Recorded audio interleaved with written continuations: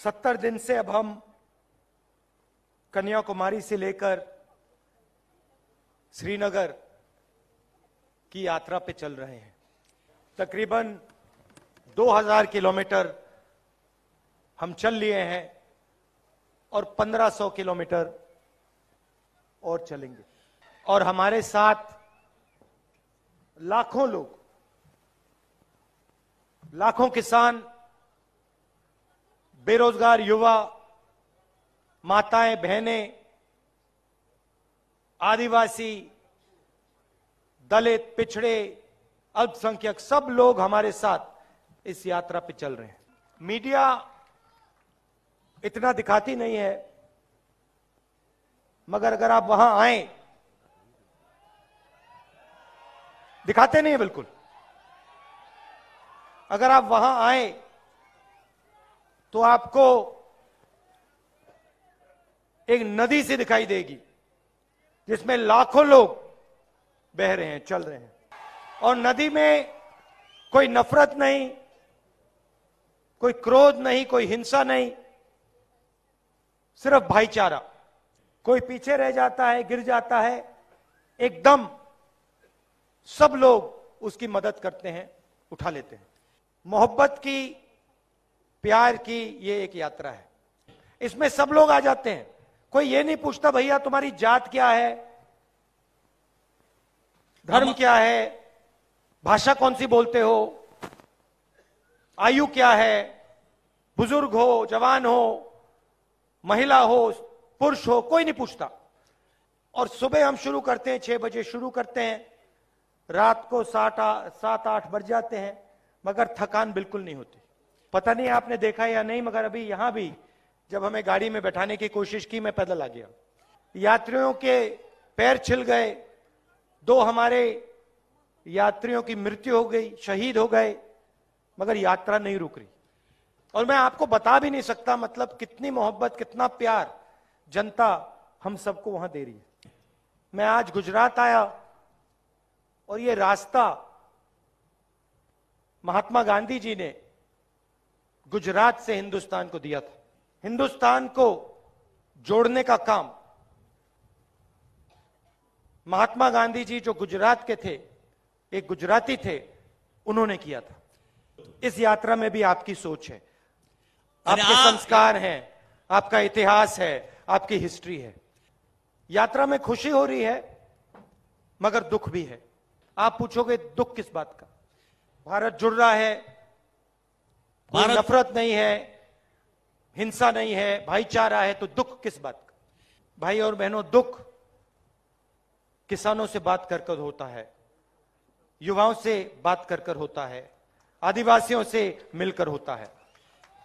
किसानों को सही दाम नहीं मिलता, बीमा का पैसा नहीं मिलता, कर्जा नहीं माफ होता, युवा बेरोजगार हैं, उनके सपने टूटते जा रहे हैं। कोई इंजीनियर बनना चाहता है, पढ़ाई की, माता पिता ने पैसे डाले, आज मजदूरी कर रहा है।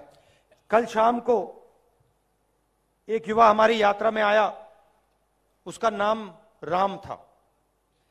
मेरे से गले मिला और रोने लगा। मैंने उससे पूछा क्यों रो रहे हो, क्या हो गया? कहता है कोरोना में मेरा पूरा परिवार मर गया। राहुल, मैं अकेला हूं, मेरा कोई इस दुनिया में नहीं है। अस्पताल में मैंने डॉक्टरों के सामने हाथ जोड़े, रोकर हाथ जोड़े, मेरे माता पिता को उन्होंने नहीं बचाया। मेरे हाथों में मेरी मां ने अपना दम तोड़ा। राहुल, मैं बेरोजगार हूं, मुझे कोई रास्ता नहीं दिख रहा है। यह युवा अकेला नहीं है भाई और बहनों, ऐसे लाखों युवा हिंदुस्तान में हैं। आदिवासियों से बात करो तो कहते हैं हमारी जमीन छीनी जा रही है, बिना हमसे पूछे हमें हटा दिया जाता है और किसी इंडस्ट्रियलिस्ट को, किसी अरबपति को हमारी जमीन दे दी जाती है। कोई मुआवजा, कोई कॉम्पेंसेशन नहीं मिलता, हमें परे कर दिया जाता है और हमारी जमीन, हमारी मां उद्योगपतियों के हवाले कर दी जाती है। और यहां भी वही काम हो रहा है। इसलिए आपने अनंत के लिए ऐसी ताली बजाई, क्योंकि ये आपकी जमीन के हक के लिए लड़ रहा है, आपके भविष्य के लिए लड़ रहा है। इसने कहा कि हम लड़ेंगे, इसको कहना चाहिए हम जीतेंगे। आदिवासियों के साथ मेरे परिवार का बहुत गहरा रिश्ता है। मैं आपको एक कहानी बताना चाहता हूं। मैं छोटा सा लड़का था, 6-7 साल का। दादी ने मुझे, इंदिरा जी ने मुझे एक किताब दी, मुझे सबसे अच्छी लगती थी। उसमें फोटो की किताब थी, तो उन्होंने मुझे एक किताब दी, इतनी बड़ी थी, फोटो की किताब थी। 6 साल का बच्चा था, मुझे आदिवासियों के बारे में इतना मालूम नहीं था। किताब का नाम था तेंदू एक आदिवासी बच्चा, और उसमें किताब एक आदिवासी बच्चे के बारे में थी, और सारे के सारे चित्र, सारे के सारे फोटो जंगल के बारे में, उस बच्चे के बारे में, उसके जीने के तरीके के बारे में थे। और मैं दादी के साथ ये किताब पढ़ता था। दादी मुझे समझाती थी, फोटो दिखाती थी। एक दिन मैंने दादी से पूछा, दादी ये जो किताब है ये मुझे सबसे अच्छी लगती है, आपको इस किताब के बारे में क्या लगता है? तो दादी कहती हैं कि राहुल, ये जो किताब है ये हमारे आदिवासियों के बारे में किताब है। ये हिंदुस्तान के पहले और असली मालिक हैं।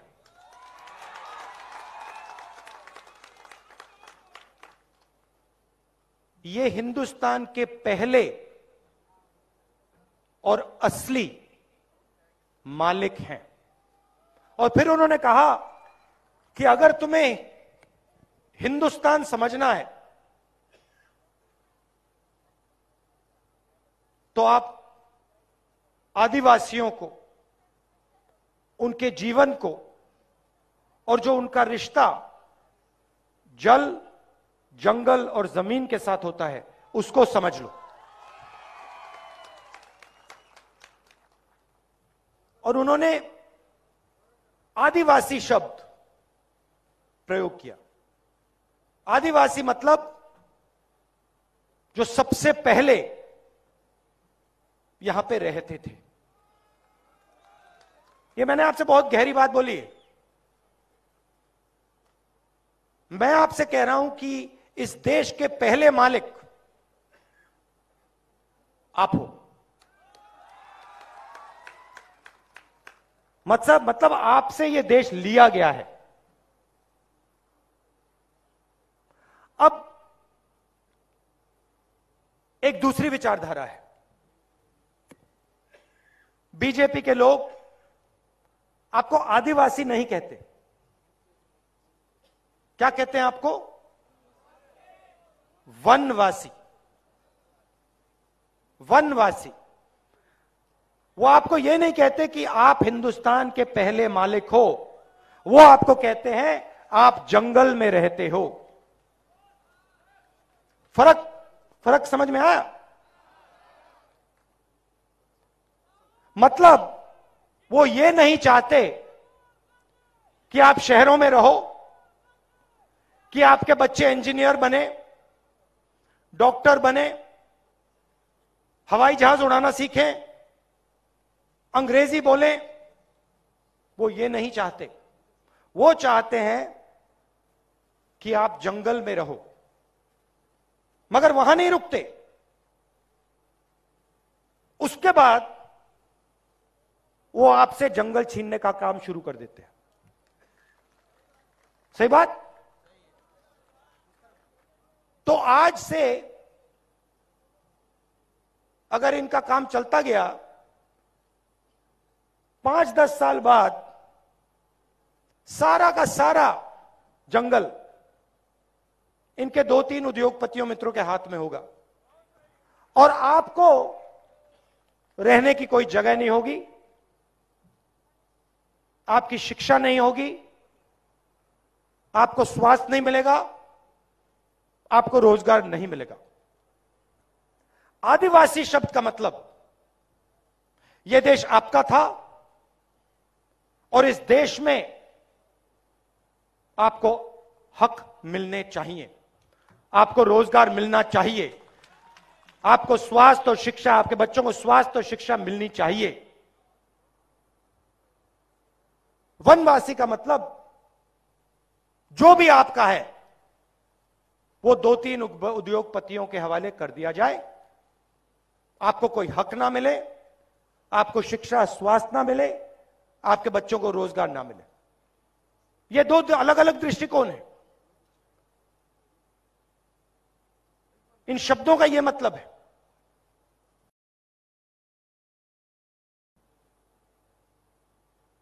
आप वनवासी नहीं हो, आप आदिवासी हो और यह देश आपका है,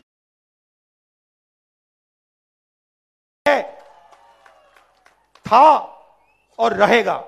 और इस देश में आपकी जमीन की रक्षा होगी, आपको शिक्षा मिलेगी, स्वास्थ्य मिलेगा और आपके बच्चों को, युवाओं को रोजगार मिलेगा। हम पैसा कानून लाए, पूरे देश में जमीन अधिकार बिल लाए, फॉरेस्ट राइट एक्ट लाए, आपकी रक्षा करने के लिए। जो आपका जल है, आपकी जमीन है, आपका जंगल है, वो आपको वापस देने के लिए क्रांतिकारी कानून थे। मगर बीजेपी की सरकार ने इन कानूनों को लागू नहीं किया, कहीं भी नहीं किया। जहां भी इनकी सरकार है, इन कानूनों को ये कमजोर करते हैं, लागू नहीं करते हैं। यह फर्क है हम में और उनमें। हमने आपको मनरेगा दिया, रोजगार दिया, स्कॉलरशिप्स दी, बच्चों को जमीन का अधिकार दिया। ये आपको नहीं देते, ये सिर्फ आपकी जमीन आपसे छीनते हैं। आपके सामने निर्णय है, एक तरफ कांग्रेस है आदिवासी, दूसरी तरफ बीजेपी है वनवासी। एक तरफ आपकी जमीन, आपके हक, शिक्षा, स्वास्थ्य, रोजगार, दूसरी तरफ दुख और आपके सारे के सारे सपने अधूरे।